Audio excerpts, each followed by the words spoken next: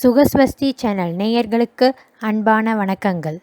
இன்னைக்கு நம்ம பதிவில் நாம கோதண்டராம சுவாமி திருக்கோயிலை பற்றி தான் பார்க்க இருக்கிறோம். இதுவரை நீங்கள் எங்கள் சேனலை சப்ஸ்கிரைப் செய்யாமல் இருந்திருந்தால் மறக்காம சப்ஸ்கிரைப் செஞ்சிருங்க. கூடவே பெல் பட்டனை சேர்த்து ப்ரெஸ் பண்ணிடுங்க.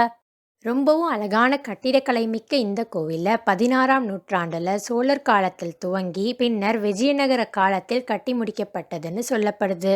இந்த கோவிலில் மொத்தம் 3 ராஜகோபுரங்கள் இருக்கு. ஒன்று கிழக்கு நோக்கி, அதுவே நுழைவாயிலாகவும் இருக்கிறது.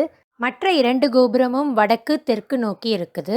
இந்த நுழைவாயில் கோபுரமானது 5 அடுக்குகளாக கட்டப்பட்டுள்ளது. கோவிலுக்குள்ளே சென்றவுடன் பலிபீடமும் கொடிமரமும் அதற்கூடவே கருவறை மகா மண்டபமும் அழகாக காட்சியளிக்குது. கருவறை மகாமண்டபத்தில் இருக்கிற ஒவ்வொரு தூண்களிலும் பல நுண்ணியமான சிற்ப வேலைப்பாடுகள் செஞ்சுருக்காங்க. அதுவும் மிகவும் அற்புதமாக இருக்கிறது.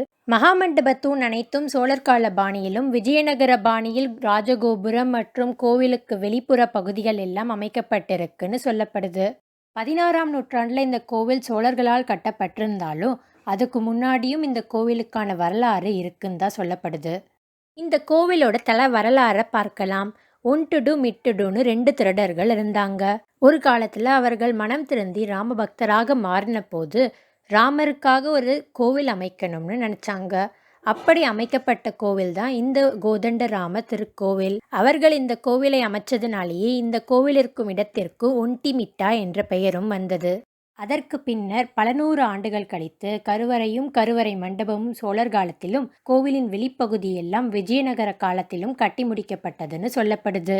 இதுவே இந்த கோவிலின் புராண கதை என்ன சொல்லுதுன்னா, ராமாயண காலத்துல மிருகண்ட மகரிஷி என்ற முனிவர் இந்த கோவில் இருக்கும் இடத்துல யாகம் வளர்க்குறாரு.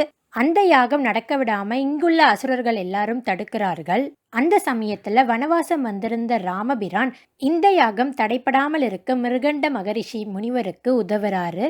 அங்குள்ள அசுரர்களை எல்லாம் எதிர்த்து கோதண்ட வில் ஏந்தி நிற்கிறார். அதனாலேயே இந்த கோவிலுக்கு கோதண்ட ராமசுவாமி திருக்கோயில் என்ற பெயரும் வந்துள்ளது. இந்த கோவிலுக்கு ஏகசிலா ராமர் கோவில் என்ற இன்னொரு பெயரும் இருக்கு.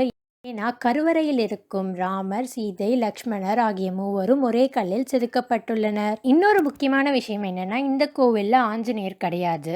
நம்ம எல்லா கோவில்லையுமே ராமர், சீதை, லக்ஷ்மணர், ஆஞ்சநேயரோடு சேர்த்து தான் பார்த்துருப்போம். ஆனால் இந்த கோவிலில் ஹனுமன் கிடையாது. ஹனுமானுக்கு தனியாக வெளியில் ஒரு சன்னதி இருக்குது. ஏன்னா ராமர் ஆஞ்சநேயரை சந்திக்கிறதுக்கு முன்னாடியே இந்த கோவிலுக்கு வந்திருப்பதாக புராணக்கதை கூறுகிறது. இந்த கோவிலில் ராமர் தனது வலது கையில் வில்லும் இடது கையில் அம்பும் மற்றும் ஒரே பாறையில் செய்யப்பட்ட சீதை மற்றும் லக்ஷ்மணனுடன் 5 அடி உயரத்தில் அழகாக காட்சியளிக்கிறார். இந்த கோவிலோட சுற்றுப்பிரகாரத்தில் சிவபெருமான் ராமலிங்கேஸ்வரர் என்ற நாமம் கொண்டு காட்சியளிக்கிறார். இந்த கோவிலில் மற்றும் ஒரு சிறப்பு என்னன்னா, இந்த கோவிலில் இருக்கிற ராஜகோபுரத்தில் இருக்கும் அனைத்து சிற்பங்களும் ஒரு சிறிய கோவிலாகவே காட்சியளிக்குது. பார்ப்பதற்கே மிகவும் ரசிக்கத்தக்கதாக இருக்கிறது.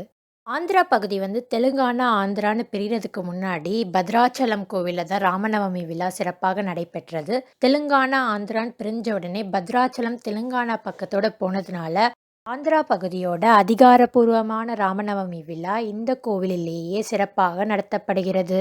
இத்தனை சிறப்பு வாய்ந்த இந்த கோவிலானது காலை 6 மணி முதல் மதியம் 1 மணி வரையிலும் மற்றும் மாலை 3 மணி முதல் இரவு 9 மணி வரையிலும் திறந்திருக்கும். மதிய நேரங்களிலும் இரவு நேரத்திலும் அன்னதானம் தனியாக வழங்கப்படுகிறது. நீங்கள் அங்கே இருக்கிறவங்க கிட்ட கேட்டிங்கனாலே சொல்லுவாங்க எங்கே அன்னதானம் கொடுக்குறாங்கன்னு. இந்த கோவிலானது திருப்பதியிலேருந்து கடப்பா செல்லும் தேசிய நெடுஞ்சாலைக்கு பக்கத்துலேயே தான் இருக்குது. திருப்பதியிலேருந்து சரியாக 115 கிலோமீட்டர் தூரத்தில் இருக்குது. சென்னையிலேருந்து திருப்பதி போகிற கடப்பா பஸ் எல்லாமே இந்த ஒண்டிமிட்டா வழியாக தான் போகும். அதனால் பஸ்ஸையும் நம்ம பயன்படுத்தி கொள்ளலாம். இந்த கோவிலோட மேப்பை நான் டிஸ்கிரிப்ஷன் பாக்ஸில் தரேன். நீங்கள் அதையும் பயன்படுத்தி கொண்டு இந்த கோவிலுக்கு போகலாம்.